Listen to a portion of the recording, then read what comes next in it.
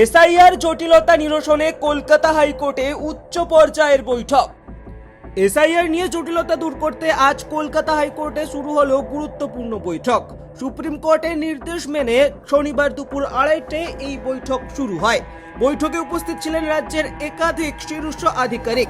এই বৈঠকে অংশ নেন কলকাতা পুলিশ কমিশনার সুপ্রতিম সরকার, মুখ্য সচিব Nandini Chakraborty, DGP Piyush Pandey, advocate general Kishore Dutta, additional solicitor general Ashok Chakraborty এবং রাজ্যের মুখ্য নির্বাচনী আধিকারিক মনোজ কুমার আগরওয়াল।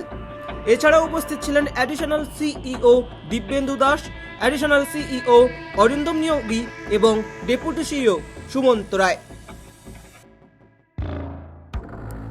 এটা ইসিআই থেকে হয়েছে, এটা আজকে খবর ধরে রাখুন না, হাত থেকে ধরে আজকে খবর পেয়েছি আমি। হ্যাঁ, এই কেন্দ্রীয় বাহিনী কিভাবে কাজ করবে, মানে এখানে এই যে দেখা যাক, এটা তো এখানে লেখা আছে कि डीजी से কথা করবে, স্টেট जो অবজার্ভার আছে ওনার সাথে কথা করবে, সবাই সাথে কথা করবে, অর্ডার মধ্যে লেখা আছে।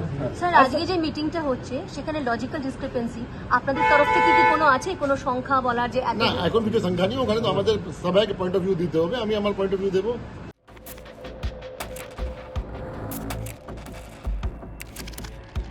টাইমস নাও খবর।